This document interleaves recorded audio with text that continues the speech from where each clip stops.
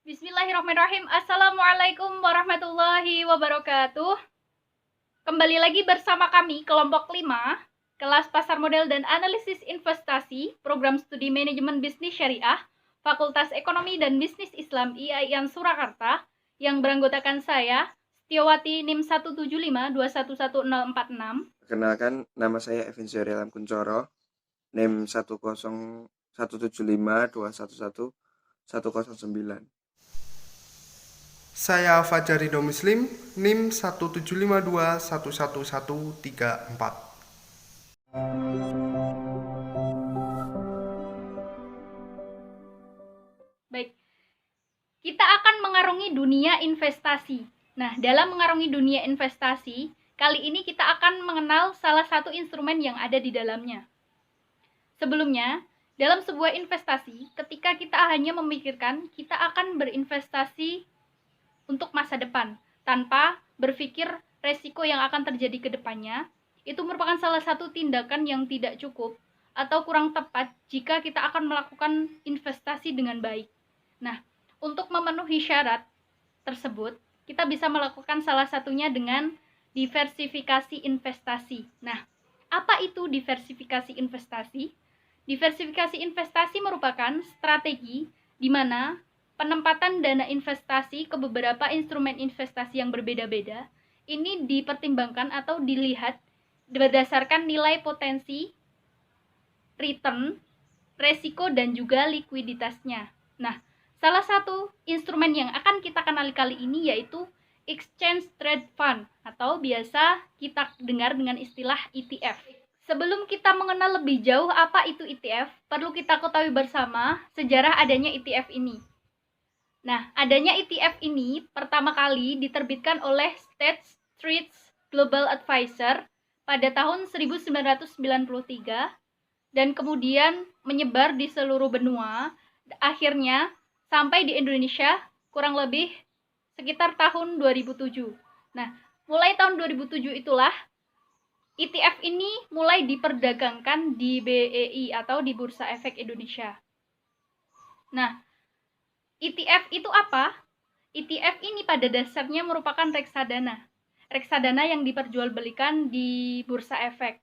ETF merupakan kontrak investasi kolektif yang mana penyertaannya dicatatkan dan diperdagangkan di Bursa Efek Indonesia.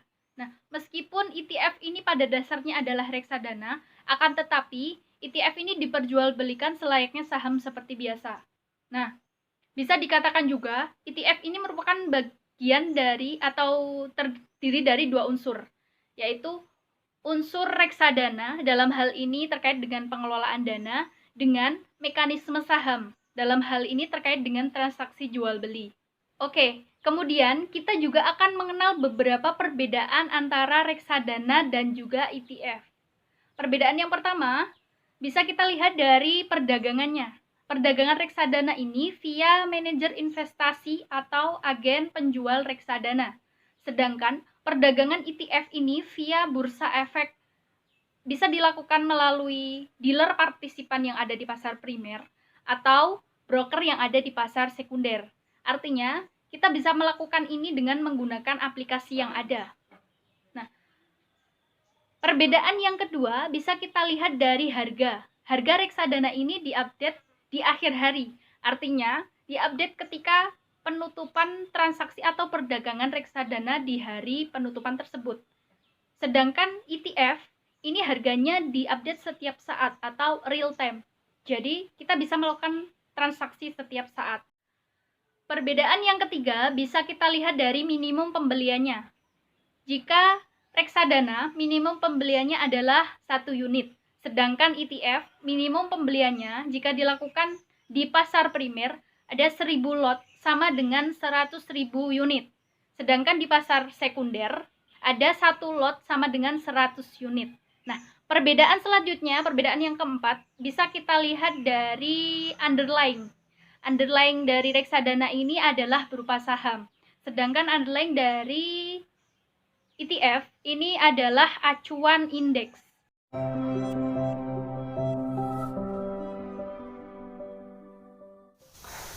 Setelah kita mengetahui apa itu Exchange Trade Fund atau ETF, Tentu pertanyaan yang muncul di benak kita semua adalah bagaimana mekanisme investasinya dan bagaimana cara kita untuk mulai melakukan investasi ETF. Mekanisme transaksi jual beli ETF sama halnya dengan transaksi jual beli pada saham, dapat dilakukan melalui dua pasar, yaitu pasar primer dan pasar sekunder.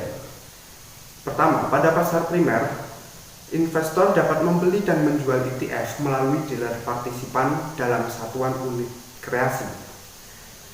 Satu unit kreasi setara dengan 100.000 unit penyertaan. Minimal pembelian pada pasar primer adalah 1.000 lot atau 100.000 unit penyertaan.